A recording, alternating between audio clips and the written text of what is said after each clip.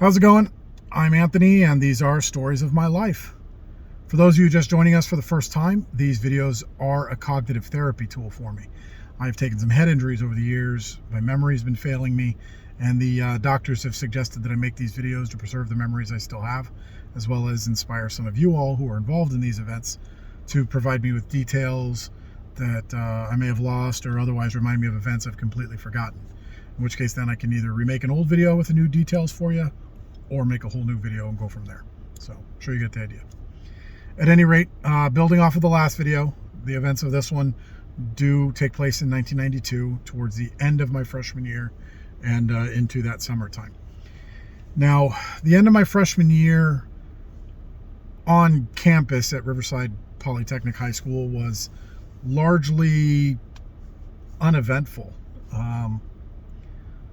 Yeah, there really wasn't much to say about it. My academics sucked, grades were bad, failed a few classes, had to retake them in summer school. But as far as any of the drama that I had mentioned in the last couple of videos, that was gone. It ended completely. If you don't know what I'm talking about, go back, watch the last couple of videos. In a nutshell, some seniors had a chip on their shoulder, were bullies, and decided to screw with the socially awkward freshmen like myself and a few friends I had made at school. You know, it's funny, it wasn't Jim and Gabe and all them, because they weren't the socially awkward ones, but it was me and a few other friends that I had made. And until one day I took matters on my own hands and handled it. And after that, it just ended. All bullying on campus from the seniors just stopped, which is good. And after a couple other events occurred, it got to the point where the seniors actually were afraid of the freshmen because they were worried about retaliation, because they didn't know who it was that was doing this. And that was a tactical decision on my part, because I didn't want them to know it was me, because you can imagine what they would have done if they found out it was me. I'd have got my ass kicked or something worse. But to kind of give you an idea of what I mean, and there was several of these types of incidents, but I'll give you this one.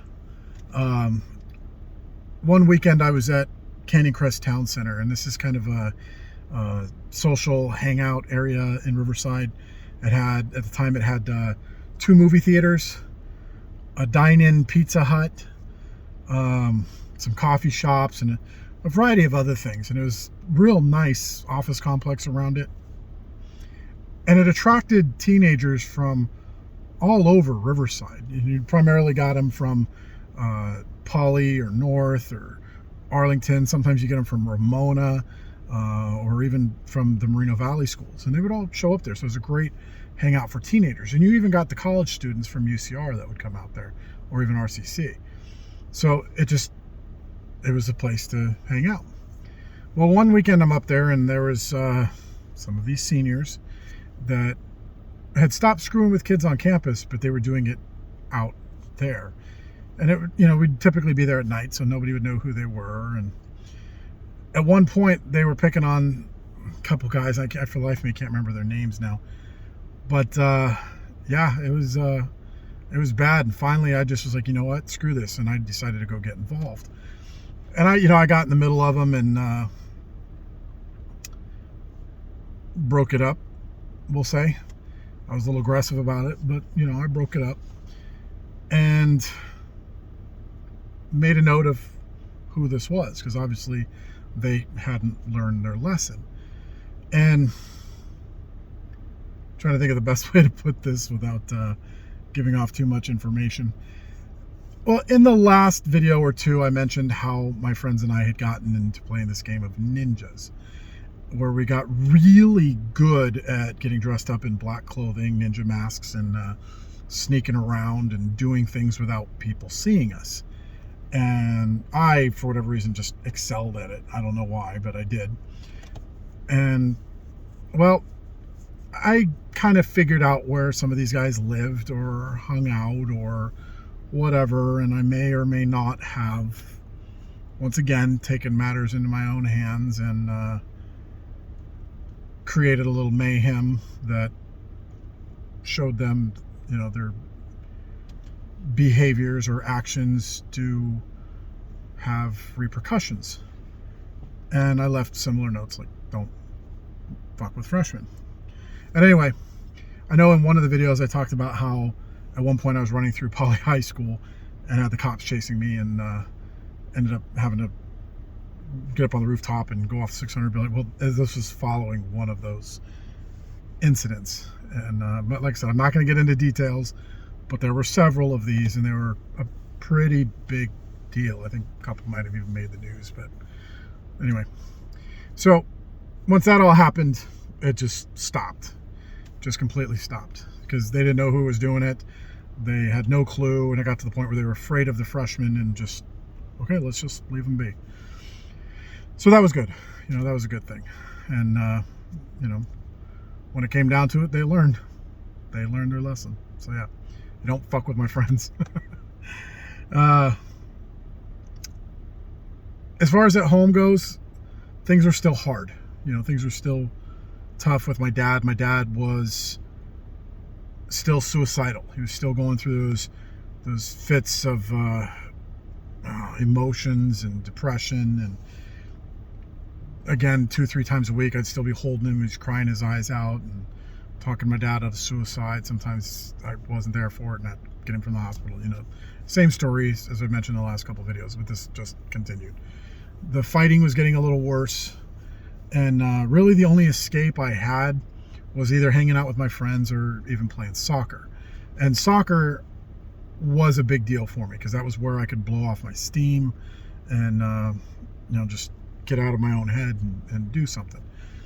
And so I was playing soccer a lot. The problem was I didn't make my high school team because I was not as strong or as fast or have the stamina that these other guys do.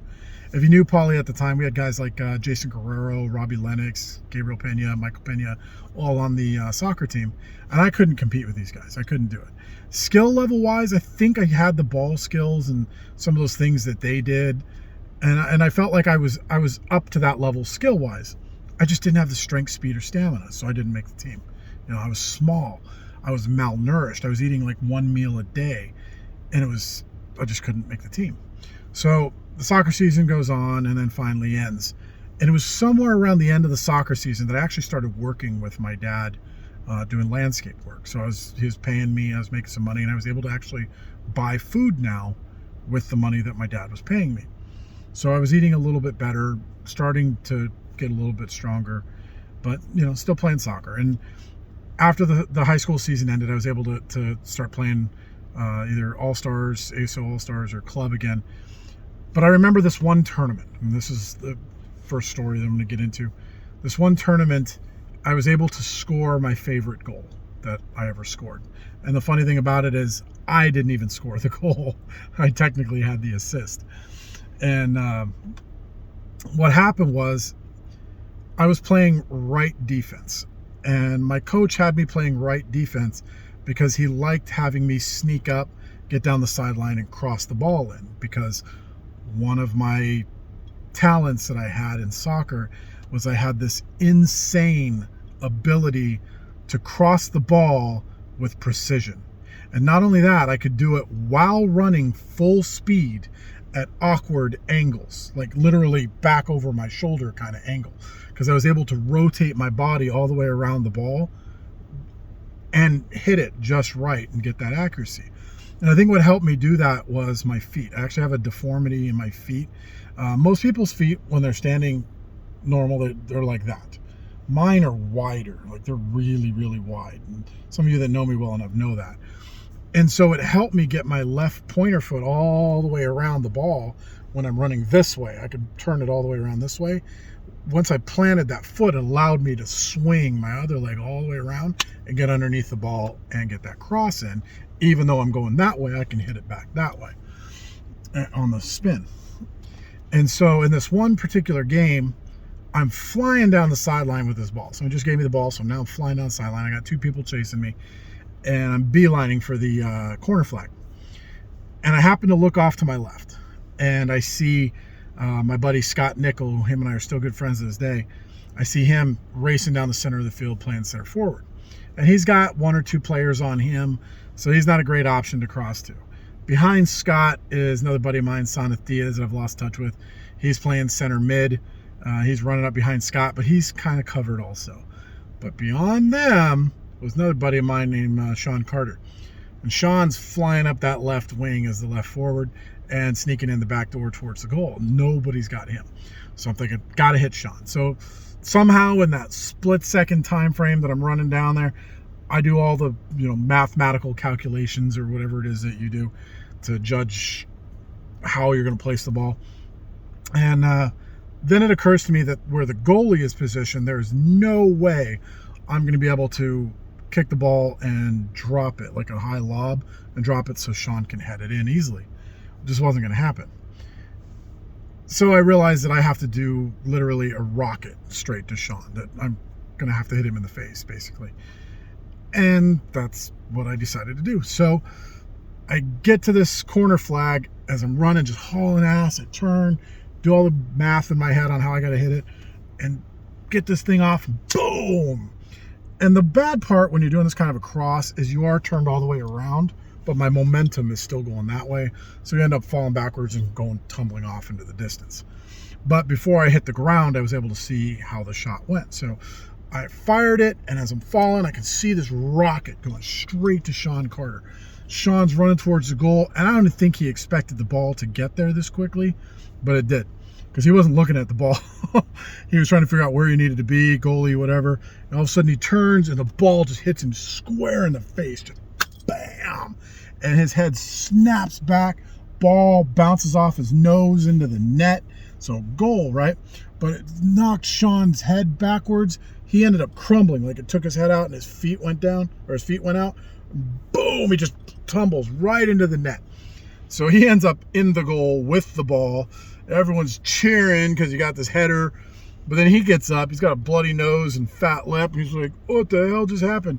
Everyone's cheering on him. Good job, Sean, good job, nice header. And he's like, oh yeah, hey, thanks. So he gets up and he's running off. I finally get up from my little tumble that I had off in the distance. So I get up and I'm walking back to the field, and it always hurt whenever you did that. So it took a second to walk it off. But all the players that were on the sideline, even the parents from the other team that were on that sideline closest to me, were like, holy crap, man, great cross, give me high fives and whatever else, even though I just scored on their team.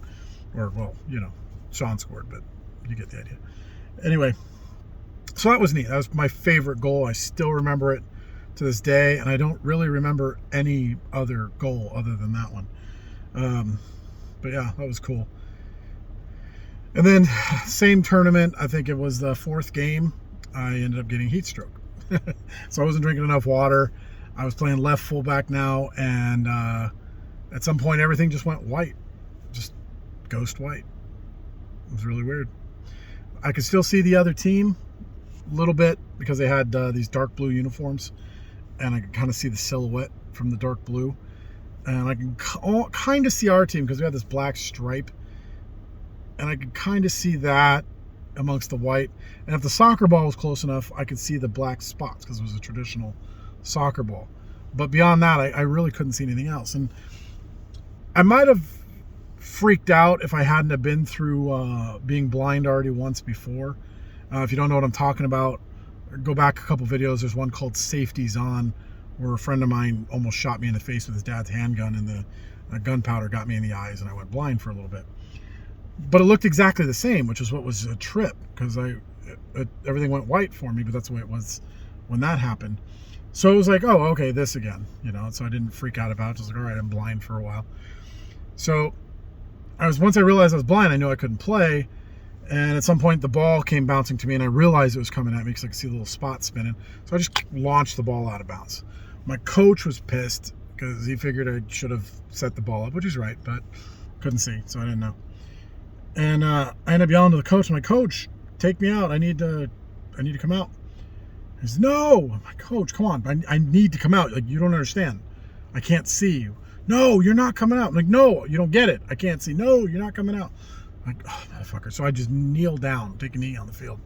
I'm like, ref, come here a minute. Finally, the ref walks over. And I explain to the ref what's going on. I can't see, blind, blah, blah, blah. So the referee finally blows the whistle and tells the coach he's got to sub me out. So the coach is pissed. Soneth and Scott walk me off the field, and I tell the coach, hey, blind, can't see, right? And he talks to me about it. I explain it, and okay, whatever. And that was that. That was really it. Those are the only major soccer memories I have from that time frame. I remember later that day, I ended up going over to Jim's house, and I had the worst headache imaginable. I was just pounding water like crazy, and I was just sitting on his bed just like, oh my God, I just wanted to die. But yeah, it hurt so freaking bad. And speaking of Jim, this last story for this video, it was on or around August 13th, and Jim was having a birthday party. And whenever Jim had a birthday party, he always did something fun, which was really cool. So at this particular birthday party, it was a Saturday, and he invited everyone, all his guy friends over, everyone. You name them, they were there. Gabe, Mike, Richie, Ian, other Mike, Tommy, Aaron, you name them, they were all there. And the rules were you had to bring a bunch of pillows. So we brought a bunch of pillows. Didn't really know what we were going to be doing. But then we get there and we find, I want to say, a bunch of mattresses, probably 3-4 mattresses maybe, all kind of pressed together, making this giant square in the backyard. And then we packed all the pillows on and around these mattresses, which we essentially created this giant wrestling ring or boxing ring with these pillows. And we all wrapped around the mattresses, kind of acting as the ropes, if you will, for a boxing ring. So that way, if somebody got knocked out, we can catch them and put them back into the ring. Well, so it was basically going to be a big pillow fight, but not like a free-for-all, just one-on-one fighting pillow fight. And it was freaking hilarious. I can remember watching Mike and Gabe, their brothers, beating the crap out of each other. I can remember watching Jim and Ian going at it, and Joe would go at it with some people. Joe, if you don't know, is Jim's middle brother. He has a younger brother named Jeff. Jeff was kind of too small for us to be doing that with us, so he just kind of watched. But Joe was basically my size, maybe slightly bigger. So he was involved in the event. So we're watching all this happening and, putting people back in. And then all of a sudden I get called into the ring. Everybody says, all right, Anthony, or they actually called me Tony or Tone or Tone Loke or T or some version thereof. They didn't call me Anthony. But anyway, they said, hey, Tony, get up in the ring. So I get in there now. And I'm the smallest dude in the group, right? So I am hoping that they're going to have Joe come in and fight me. Because if there's anybody I have a real chance with, it's maybe Joe. So I get in there and I'm thinking, Joe, come on, Joe. And all of a sudden they're like, oh, Richie. I'm like, fuck. So Richie is Richard Barbeau. Richard Barbeau is the biggest dude in the group. And when I say biggest, I don't mean fat. I mean, this motherfucker is big, muscle-bound freak show, strong as hell. The dude that you just did not screw with. Like, you walk down a dark alley, you want Richie there with you. Like, that's just the way he was. He was just scary, big scary dude, but nice as can be too, which is cool. But so yeah, they get Richie in there. I get my pillow and I start packing it as tight as I can because I know what I'm in for. And Richie just kind of packs his up a little bit. Ready, fight. And I just charge Richie and I'm just hitting him with everything I got as fast as I can. Boom, boom, boom, boom, boom. Just chest, body, head, trying to hit him in the face and just everything I can. He's not blocking a damn thing. He's just taking every hit that I give him. Boom, boom, boom, boom. He's just big, stupid, cheesy ass grin on his face. And then Richie winds up. And boom! Like he's hitting a fucking grand slam out of the park. And that's exactly what he did. Oh man, my stupid ass went flying out of the ring. Motherfuckers on the side of the ring that are supposed to be catching me didn't. Like they missed. I don't know if I went flying over them, through them. I don't know. I was probably unconscious in flight as I was heading out. But anyway, all I know is I took that hit. Next thing I know, I'm tumbling through the grass because I went out of the ring and I'm tumbling through the grass. I ended up landing on my back, sprawled out like I don't know where the hell my pillow went. But I'm just laying there staring up at stars. I don't know if they were stars because I just got knocked senseless, or if I was actually looking at the sky because we were outside at night. I don't know. All I know is I was just dizzy as shit. It hurt, couldn't breathe, headache, everything. I was just fucked up. But I was laughing my ass off because my dad taught me to laugh whenever something like that happened. And so I'm just laying there just cracking up at how hard I got hit. And all the guys just laughed their asses off with it and went right back to pillow fighting and left me be. So I'm just laying there, but cracking up. After a few minutes, finally, little Jeff comes over and I see his little face come up right over mine. He's just like, hey, Tony, are you okay? I'm like, yeah, I'm all right. You sure, man? You need any help? No, I'm good. I'm good. I'll get up now. And he walks away, and I'm just, oh my God. And I get up, and oh God, I was dying. But that was so freaking funny. Yeah, that was Jim's birthday. That was a great one. I won't forget that. And Richie's ass knocking me to Kingdom Come. But anyway, that's the story. I hope you enjoyed it. If you have any memories of me in this time frame, or you just have any memories, I'd love to hear them. They'd be great. Hit me up and let me know. Anyway, thank you for watching. Have a good one.